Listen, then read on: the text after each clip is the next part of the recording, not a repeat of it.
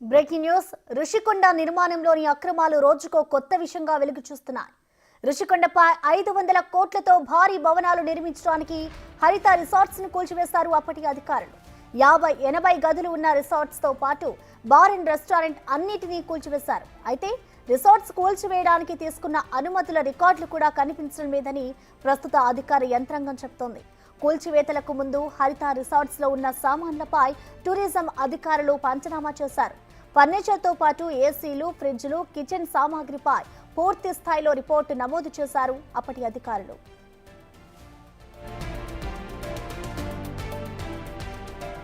మరోవైపు ఎలాంటి వేలం వేయకుండానే ఋషికొండ రిసార్ట్స్ లోని వస్తువులన్నిటినీ అమ్మేసుకున్నారు అప్పటి టూరిజం అధికారులు. కొన్ని వస్తువులను టూరిజం డిపార్ట్మెంట్లోని కొన్ని శాఖలకు పంపినట్లుగా రికార్డులో పేర్కొన్నారు. ఇక మిగిలిన సామాగ్రి అంతా కావాల్సిన వాళ్లకు అమ్మేసుకొని సొమ్ము చేసుకున్నట్టు తెలుస్తోంది. రిసార్ట్స్ కూల్చివేతల సమయంలో ఉన్న సామాగ్రి రికార్డులు ఇవ్వాలంటూ జనసేన నేత పీతల మూర్తి యాదవ్ జిల్లా కలెక్టర్కు ఫిర్యాదు చేయడంతో అసలు విషయాలు ఒక్కొక్కటిగా బయటపడుతున్నాయి.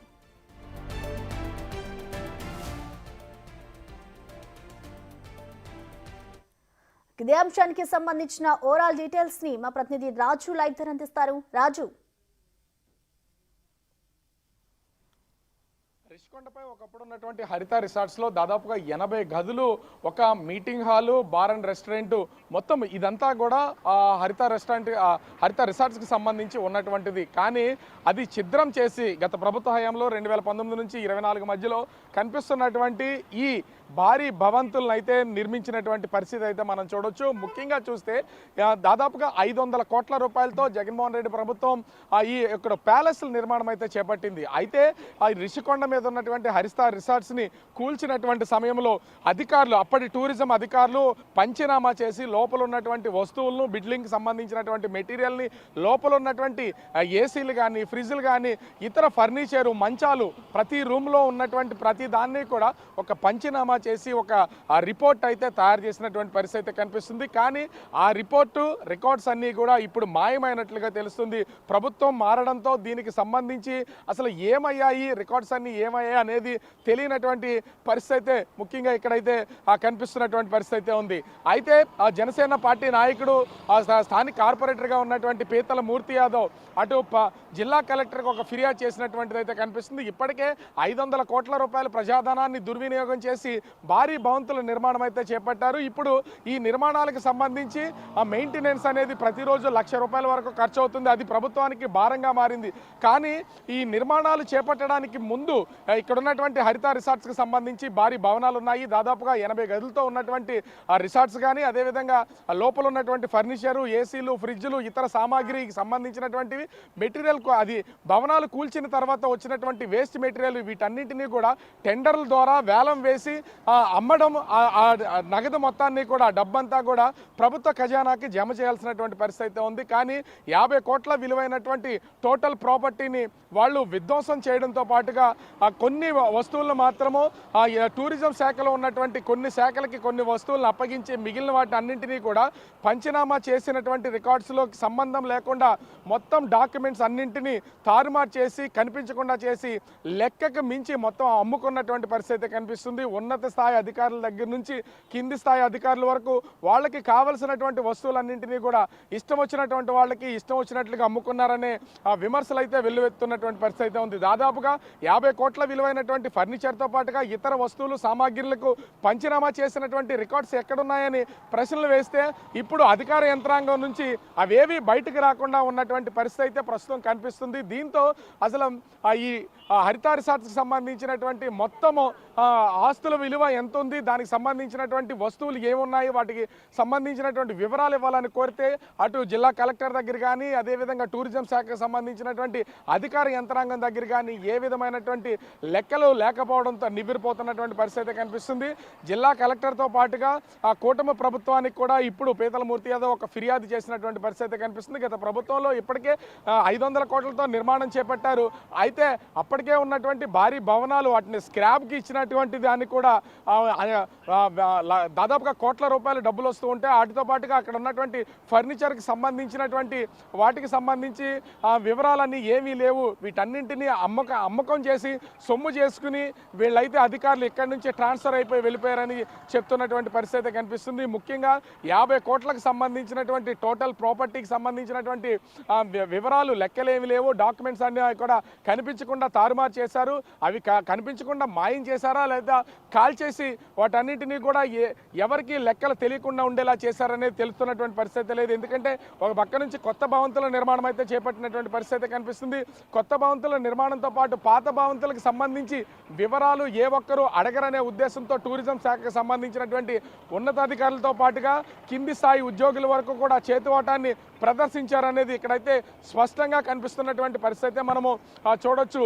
అయితే ప్రతి ఒక్కరికి కూడా ఇప్పటి వరకు కేవలం నిర్మాణంలో ఉన్నటువంటి భారీ భవంతులు మాత్రమే కనిపిస్తూ ఉన్నాయి. కానీ దీని వెనక ఉన్నటువంటి పూర్తి స్థాయిలో నిర్మాణానికి ముందున్నటువంటి ఆ ఫర్నిచర్ కానీ వాటికి సంబంధించినటువంటి లెక్కలు కానీ ఏమయ్యాయి, ఆ డాక్యుమెంట్స్ ఏమయ్యాయి అనేది ఇప్పటివరకు తెలిసినటువంటి పరిస్థితి లేదు. అయితే దీనికి సంబంధించినటువంటి పూర్తి వివరాలు బయట పెట్టాలి.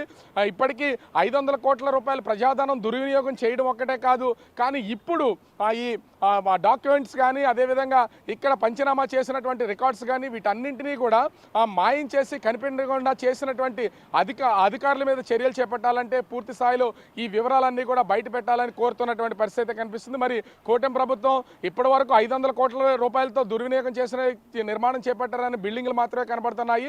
వాటికి ముందు ఉన్నటువంటి రిసార్ట్స్ విషయంలో అలా కోట్ల విలువైనటువంటి ఏసీలు, ఫ్రిడ్జ్లు, లోపల ఉన్నటువంటి మంచాలు, ఇతర ఎలక్ట్రానిక్స్ సంబంధించినటువంటి గూడ్స్ వీటన్నింటికి సంబంధించి ఏమైపోయాయి, ఫర్నిచర్ అంతా ఏమైపోయింది అనేది లెక్కలు తేల్చాలని కోరుతున్నటువంటి పరిస్థితిలో మరి కూటమి ప్రభుత్వం ఏ నిర్ణయం తీసుకుంటుంది, టూరిజం శాఖ మంత్రి అదేవిధంగా ఉప ముఖ్యమంత్రి అదే ముఖ్యంగా రాష్ట్ర ముఖ్యమంత్రి చంద్రబాబు నాయుడు ఎలాంటి నిర్ణయం తీసుకుంటారు, దీని మీద ఏమైనా ఎంక్వైరీ కమిషన్ వేస్తారా, అప్పుడు పనిచేసినటువంటి టూరిజం డిపార్ట్మెంట్ అధికారుల మీద చర్యలు తీసుకునే అవకాశం ఉందా అనేది మాత్రం తెలియాల్సినటువంటి పరిస్థితి కనిపిస్తుంది. ప్రసన్న. ఓకే, థ్యాంక్ యూ రాజు.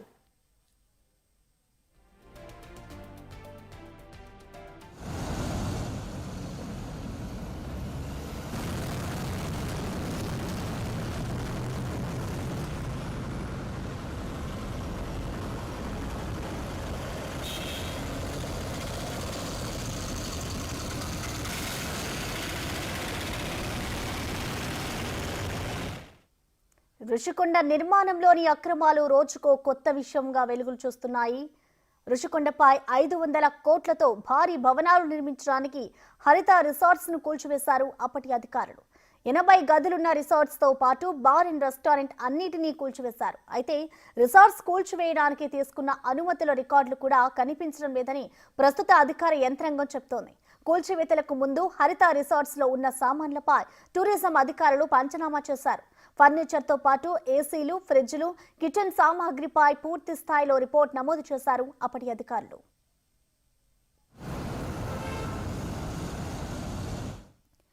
మరోవైపు ఎలాంటి వేలం వేయకుండానే రుషికొండ రిసార్ట్స్ లోని వస్తువులన్నిటినీ అమ్మేసుకున్నారు అప్పటి టూరిజం అధికారులు. కొన్ని వస్తువులను టూరిజం డిపార్ట్మెంట్ లోని కొన్ని శాఖలకు పంపినట్లు రికార్డుల్లో పేర్కొన్నారు. ఇక మిగిలిన సామాగ్రి అంతా కావాల్సిన వాళ్లకు అమ్మేసుకుని సొమ్ము చేసుకున్నట్టు తెలుస్తోంది.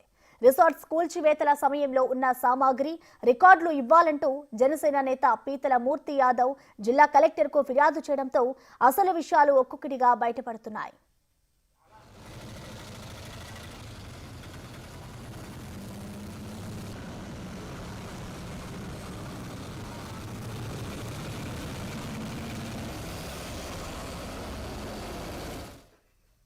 రుషికొండ నిర్మాణంలోని అక్రమాలు రోజుకో కొత్త విషయంగా వెలుగులోకి వస్తున్నాయి. రుషికొండపై 500 కోట్లతో భారీ భవనాలు నిర్మించడానికి హరిత రిసార్ట్స్ అయితే కూల్చివేశారు అప్పటి అధికారులు. అయితే దీనికి 80 గదులున్న రిసార్ట్స్ తో పాటు బార్ అండ్ రెస్టారెంట్ అన్నిటినీ కూల్చివేశారు.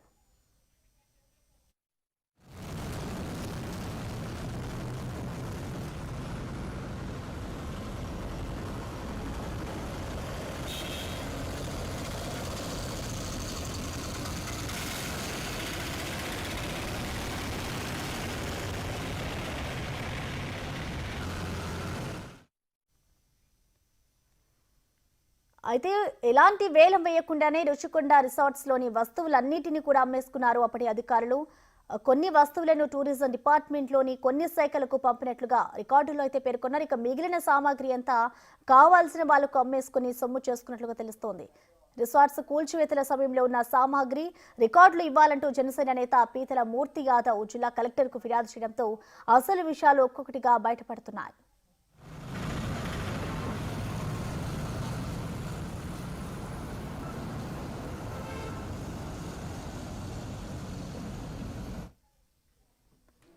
దీనిపై మరింత సమాచారాన్ని మా ప్రతినిధి రాజు మళ్ళీ జాయిన్ అవుతున్నారు. రాజు, చెప్పండి, అసలు హరిత రిసార్ట్స్ రికార్డులపై మాయంపై ఇటు జనసేన ఫిర్యాదు చేస్తుంది కదా, అసలు దీనిపై వైసీపీ నేతలు ఏమైనా స్పందించారా?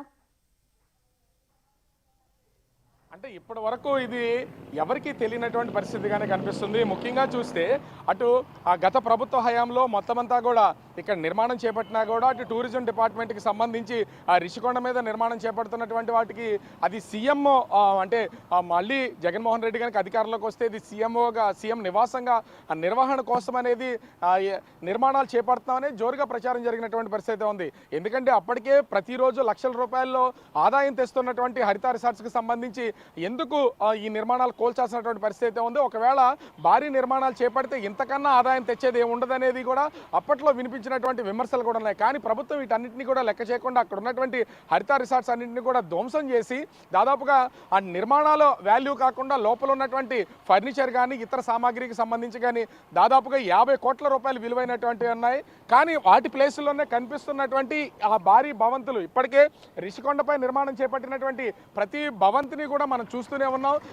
దాదాపుగా 7 భవంతుల నిర్మాణం అయితే చేపట్టారు. ఆ నిర్మాణాలకి సంబంధించి నిర్మాణం చేపట్టిన తర్వాత అటు వైసీపీకి సంబంధించినటువంటి నాయకులందరూ కూడా అంటే జగన్మోహన్ రెడ్డికి సంబంధించి రిషికొండ ధ్వంసం చేశారని, ఆ రిషికొండని మొత్తం అంతా కూడా గుండు చేశారు, చదును చేశారని ప్రతిపక్షాల నుంచి అప్పుడు చంద్రబాబు కానీ, పవన్ కళ్యాణ్ కానీ, లోకేష్ కానీ, ఇతర టీడీపీ నాయకులు కానీ విమర్శలు చేసినటువంటి నేపథ్యంలో వైసీపీ నాయకులు ఎంత భారీ భవంతుల నిర్మాణం జరుగుతున్నప్పుడు మీకు ఎవరికి కళ్ళకు కనపడడం లేదా అనేది విమర్శలు చేస్తూ వచ్చినటువంటి పరిస్థితి ఉంది. కానీ దీని వెనుకున్నటువంటి అసలు మోసం వీటన్నింటినీ కూడా రాజకీయ పార్టీలకు సంబంధించి అటు వైసీపీ టీడీపీలకు మధ్యన వీళ్ళు చేసుకునే విమర్శల మధ్యలో అధికారులు చేతివాటం చేసినట్లుగా ఇక్కడ అత్యంత స్పష్టంగా అయితే తెలుస్తుంది. ఎందుకంటే దాదాపుగా 50 కోట్ల విలువైనటువంటి టూరిజం శాఖకు సంబంధించినటువంటి ఈ మొత్తం వస్తువులన్నింటినీ కూడా గుట్టు చప్పుడు కాకుండా, ఎందుకంటే ప్రభుత్వానికి సంబంధించినటువంటి ఏ ఆస్తులైనా సరే నిర్మాణం చేపట్టాలన్నా కూల్చివేతలు చేయాలన్నా కూడా అధికారులు పూర్తిగా వాటి మీద ఒక పంచనామా నిర్వహిస్తారు. ముఖ్యంగా చూస్తే ఇక్కడైతే ఒకటే స్పష్టంగా అర్థమవుతున్నటువంటిది అయితే ఉంది. వైసీపీ నాయకులు ఇప్పటివరకు ఏ విధంగా మాట్లాడినటువంటి పరిస్థితి కనిపించట్లేదు. కానీ జనసేన పార్టీకి సంబంధించిన నాయకులు ప్రస్తుతం ఫిర్యాదు చేసినటువంటి నేపథ్యంలో ప్రభుత్వం మరి ఏ విధమైనటువంటి చర్యలు తీసుకుంటుంది, అదేవిధంగా ఆ టూరిజం శాఖకు సంబంధించి ఇక్కడ వ్యవహరించినటువంటి అధికారుల మీద ఏ విధమైన చర్యలు తీసుకుంటారో చూడాలి. రూపాయి అర్ధ రూపాయి కాదు, దాదాపుగా 50 కోట్ల విలువైనటువంటి ఫర్నిచర్ పూర్తిగా మాయమైనటువంటి పరిస్థితి ఉంది. ఇతర శాఖలకి అంటే టూరిజంలో ఉన్నటువంటి ఇతర డిపార్ట్మెంట్స్ పంపించున్నా కూడా 10 నుంచి 20 కోట్ల రూపాయల వస్తువులు బయటకు వెళ్లే అవకాశం ఉంటుంది. మిగిలినటువంటి కోట్లాది విలువైనటువంటి వస్తువులు ఎవరి దగ్గర ఉన్నాయి, ఏం చేస్తారనేది తెలియనటువంటి పరిస్థితి ఉంది. మరి సీఎం, టూరిజం మంత్రి దీని మీద ఏ విధమైనటువంటి చర్యలు చేపడతారని మాత్రం వేచి చూడాల్సినటువంటి పరిస్థితి కనిపిస్తుంది. Prasanna, thank you Raju.